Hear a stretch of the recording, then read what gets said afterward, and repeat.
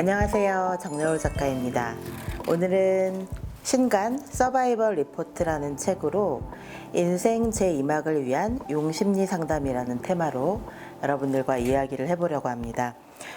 제가 이 책을 번역하게 된 이유는 용심리학을 좀 쉽게 알 수 있는 책이 없냐 이런 질문을 참 많이 받았는데 간접적으로 도움을 받을 수 있는 책은 굉장히 많아요.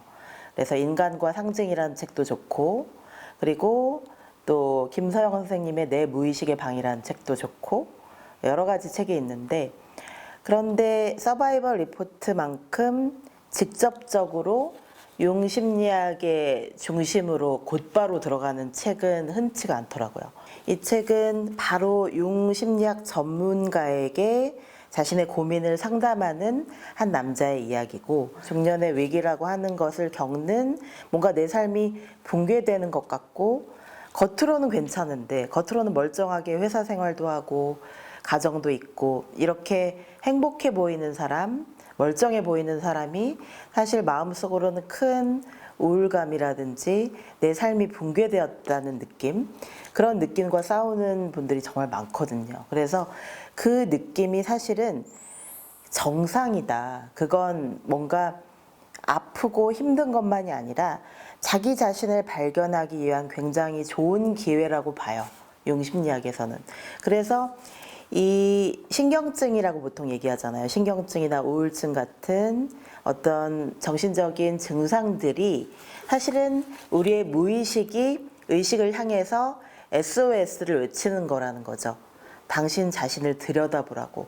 당신의 무의식이 의식을 향해 뭔가 말을 걸고 있다고 우리에게 외치는 것이 바로 그 증상들이라는 것이고, 이 책은 사실은 약간 소설 같은 느낌과 또 용심리학 입문서 같은 느낌을 동시에 가지고 있어요. 소설처럼 그냥 읽어도 되시고요. 이게 용심리학 뭔가 해설서구나 이런 느낌으로 읽으셔도 되고, 또 하나의 독법은 에세이처럼 읽으셔도 돼요. 이게 그냥 에세이 아닌가? 수필처럼 읽어도 되지 않는가? 이런 자유로운 느낌으로 읽으셔도 되기 때문에 저는 이 책이 굉장히 훌륭한 용심리학 입문서라고 생각을 하고, 용심리학에 관심은 있는데 어렵다고 생각해서 접근하지 못하셨던 많은 독자들에게 이 책이 굉장히 큰 도움이 될 것 같아서 번역을 하게 되었고, 번역하면서 너무 재밌었어요. 재미도 있고 많은 생각을 해봤고, 내가 그동안 용심리학과 데미안을 연결시켜서 데미안 프로젝트라는 책도 내고, 또 햇새로 가는 길에도 사실은 용심리학 이야기가 많이 나오거든요. 저의 길을 항상 밝혀주고 있었던 어떤 등대 같은 존재가 용심리학이었는데, 그 용심리학을 이제야 뭔가 제대로 된 입문서로 여러분들에게 정리해서 말씀드릴 수 있는 너무 좋은 기회라는 생각이 들어서 이 책을 번역하게 되었습니다. 이 책의 원래 제목이 서바이벌 페이퍼즈인데, 왜 서바이벌이냐라는 질문을 하실 것 같아요. 서바이벌 하면은 되게 급한 느낌이 들잖아요. 긴박하고 뭔가 구조를 해야 될 것 같고 긴급한 느낌, 절실한 느낌이 들잖아요. 그 질문을 받는다면 저는 이렇게 얘기하고 싶어요. 나를 아는 것은 굉장히 뭐랄까요, 긴박한 문제라는 거예요. 셀프를 발견한다는 것은 그냥 우리가 에고 수준에서는 우리 자신을 잘 알고 있어요. 나의 직업은 무엇이고, 나의 가족은 누구누구고, 나는 몇 살이고, 나는 어디 살고 있고, 어떤 차를 운전하고 있고, 우리는 겉으로 보이는 수많은 모습들을 나를 규정하는 데 쓰고 있죠. 그게 에고고, 겉으로 사회적인 자아로 살고 있는 모습이 에고인데, 그걸 이 작품에서는 페르소나라고 많이 얘기를 해요. 그러니까 노먼이라는 한 중년 남자가 상담실에 찾아왔을 때는 이미 깊은 우울감에 빠져 있었던 거예요. 내 인생이 잘못된 것이 아닌가? 나는 아내에게 사랑받지 못하고, 아내에게 이해받지 못하고, 그리고 아내가 나를 멀리하고, 나와 더 이상 같이 하려고 하지 않고, 그 모든 것들이 이 남자를, 노먼이라는 남자를 죽이고 있는 느낌이었던 거예요. 그런데 내가 지금 에고로서는 살아있는데 셀프로서는 죽어있는 느낌, 그걸 용심리학에서 발견해 주는 거죠. 당신의 셀프는 지금 발견을 기다리고 있다고. 그러니까 우리 마음속에 이렇게 생각하시면 돼요. 아주 어두운 심연 하나랑 아주 반짝거리는 거대한 다이아몬드 하나가 두 개가 동시에 우리 마음의 깊은 광산에 묻혀 있어요. 그게 빛과 그림자인데 영혼의 빛과 그림자를 다들 빛만 찾으려고 하니까 안 보인다는 거예요. 그런데 그 그림자의 장막을 잘 떨쳐줘야, 그림자를 보살펴주고 안아주고 잘 위로해줘야 우리 안에 다이아몬드, 우리 안에 재능, 잠재력, 셀프의 무한한 포텐셜 에너지도 그 그림자를 보살펴줘야 얻어낼 수 있다는 거죠. 그래서 애써 우리가 외면해 왔던 그림자를 보살피기 시작할 때 비로소 우리가 우리 자신의 빛, 잠재력, 내면의 에너지를 찾을 수 있다는 이야기를 이 책에서 시작하고 있습니다. 그러니까 노몬이 막 중년 남자인데 갑자기 상담실에 들어가기도 전에 울고 있는 거죠. 그 눈물 콧물 다 흘리면서 울고 있는 이 남자에게 당신은 그렇게 잘못되지 않았다고, 당신의 셀프가 당신의 에고를 향해서 구조 신호를 보내고 있는 것이라고, 그 구조 신호에 응답하는 것이 바로 상담의 시작이고, 그리고 융심리학에서 자기 발견의 시작이라고 이 책은 이야기하고 있습니다. 그래서 저는 융심리학이 좋은 여러 가지 이유 중에 하나가 우리가 힘들어하고 방황하고 우울감을 느끼고 이런 것이 굉장히 좋은 신호라는 거예요. 힘들지만, 힘들고 아픈 건 맞지만 그림자가 우리를 향해 말을 거는 순간이라는 거죠. 당신의 셀프는 이제 더 잘 발견되어야 하고 더 잘 보살펴야 하고, 당신의 셀프가 에고를 향해서 말을 걸어주길 기다리고 있었는데 마침내 말을 제대로 거는 것이 바로 그 우울감, 불안감, 신경증, 이런 증상이라는 거죠. 그 증상을 통해서 무의식이 의식을 향해 SOS를 보낼 때 그에 대답하는 방식이 바로 융심리학 상담이나 이렇게 서바이벌 리포트 같은 책을 읽거나, 그리고 어떤 분은 갑자기 막 피아노를 배우고 싶다, 그림을 배우고 싶다, 나 갑자기 글을 쓰고 싶다, 이런 말씀들 하시잖아요.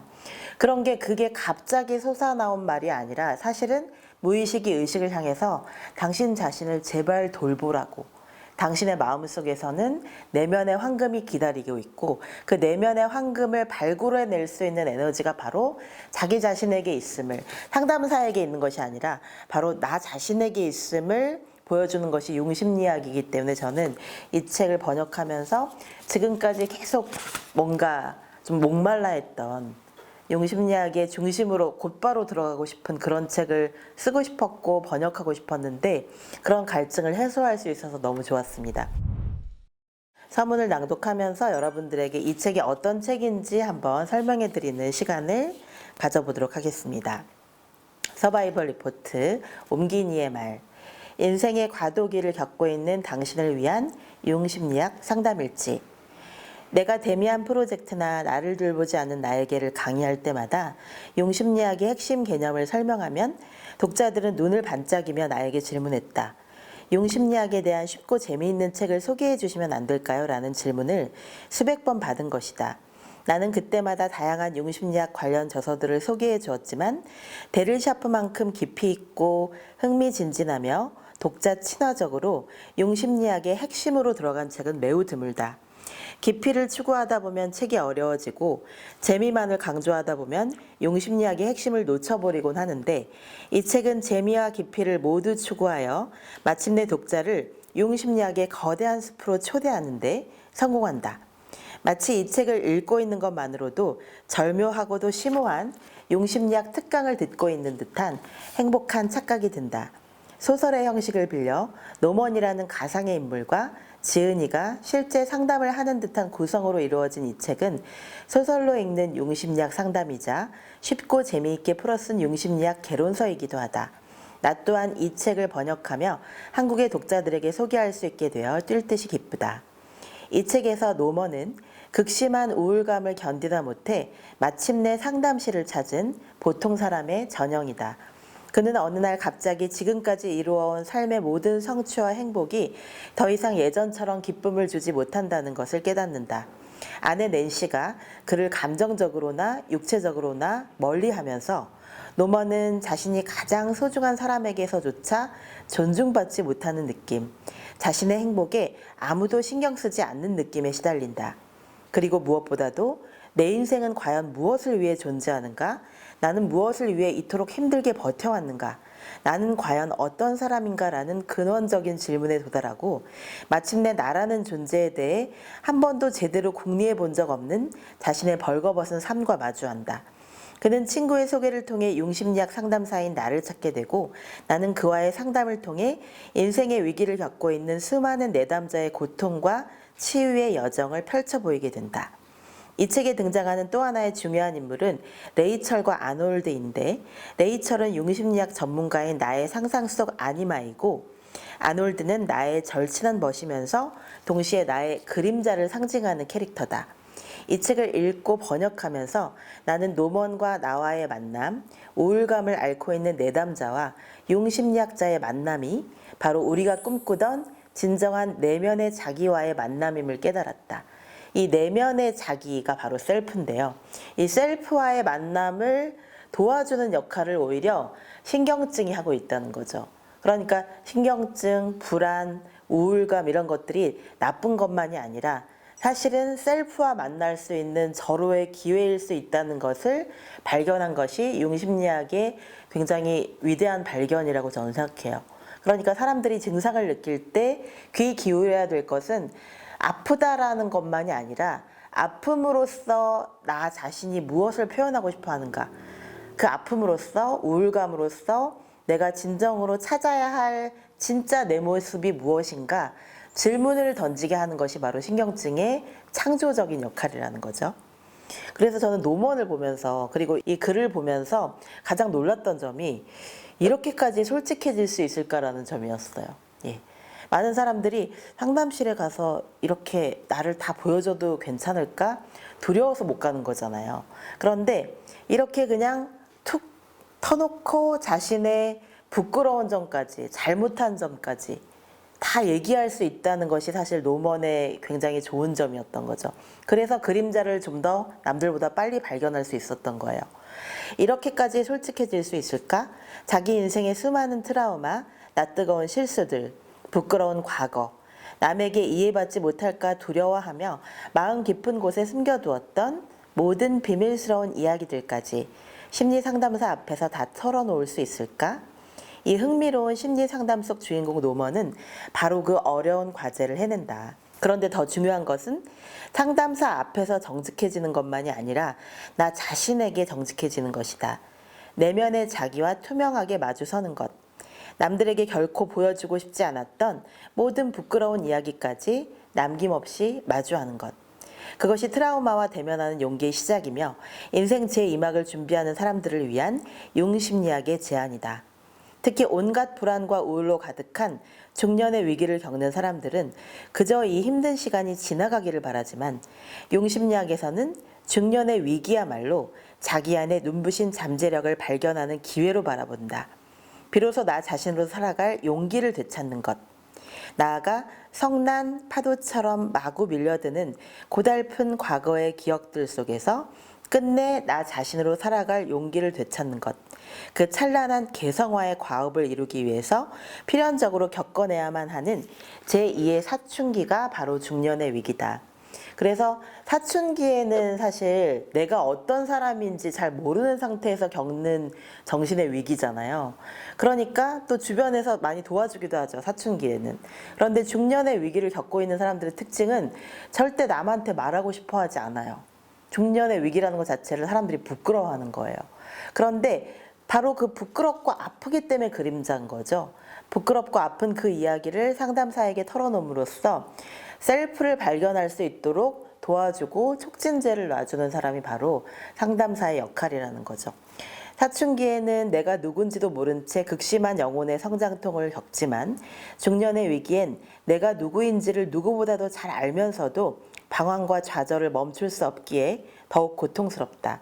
사춘기의 고통이 내 영혼에 눈뜨는 아픔이라면 중년의 고통은 한 번도 뒤집어 보지 못했던 인생의 카드를 마침내 뒤집는 순간의 고통이다. 그러나 언젠가 반드시 찬란한 꽃을 피워낼 내 인생을 찾기 위해 기꺼이 감수해야 할 보다 성숙한 아픔이다. 생물학적 태어남이 제1의 탄생이라면 이 시기의 개성화는 중년의 위기를 거쳐 더 나은 존재로 거듭나는 제2의 탄생이다. 그리하여 이 새로운 태어남의 아픔은 반가운 깨어남의 증거이기도 하다. 융심리학에서 중년의 위기를 오히려 개성화의 긍정적인 기회로 보는 까닭이기도 하다. 방황하고 깨어지고 무너지는 그 모든 아픔이 바로 제2의 탄생, 개성화를 위한 아름다운 성장통이 될 것이다. 나는 이 책을 통해 내 모든 방황이 결코 쓸데없는 시간 낭비가 아니었음을 기쁘게 깨닫게 되었다.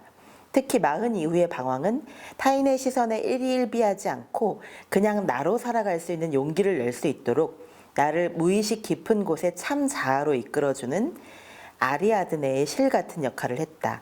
독자 여러분도 이 책을 통해 우리가 알고 보면 참 아름답고 쓸모있는 방황의 시간이 지닌 깊은 의미를 찾을 수 있기를, 나아가 내가 잘 돌봐주지 않으면 그 누구도 구할 수 없는 바로 나 자신의 삶을 보살피는 마음의 기술을 터득할 수 있기를 바란다. 여기서 이제 이 책의 핵심 키워드가 나오는데 그게 바로 개성화죠.